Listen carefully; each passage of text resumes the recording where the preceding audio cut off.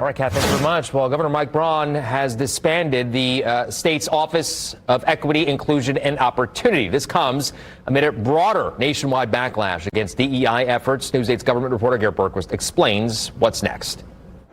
Former Governor Eric Holcomb created the office in 2020 amid nationwide racial justice protests. Braun and numerous Republican candidates, including President-elect Donald Trump, campaigned on eliminating such initiatives. Indiana's DEI office died the way it was born, with the stroke of a governor's pen.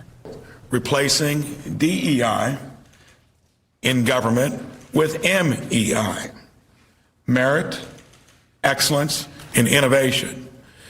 In my campaign, I've had such a breadth of support from the entire spectrum of Hoosiers that embrace that idea of freedom and opportunity.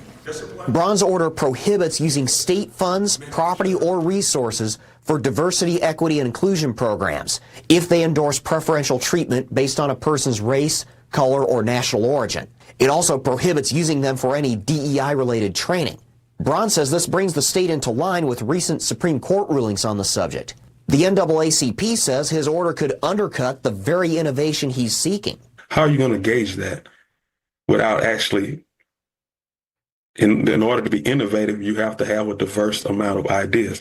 So the question of innovation and diverse ideas, you can't have one without the other. Because that's the definition of innovation, is to have a diversity of ideas to get a diverse outcome. The order is part of a larger national reaction against DEI efforts. Several states, including Oklahoma and Florida, have defunded DEI initiatives in state-run universities. Braun's DEI order was one of nearly a dozen he signed Wednesday afternoon.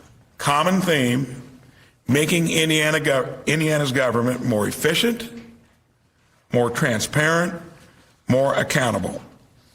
Every decision is being made with the goal of improving services for Hoosiers and maximizing the value of taxpayer dollars.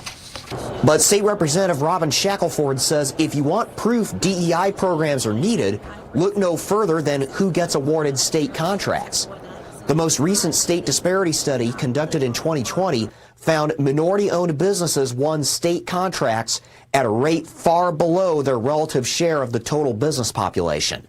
If it was just based on merit, if it was just based on we're going to give the money to the best company that can do the best work and even maybe look at the lowest price, then we shouldn't have this disparity.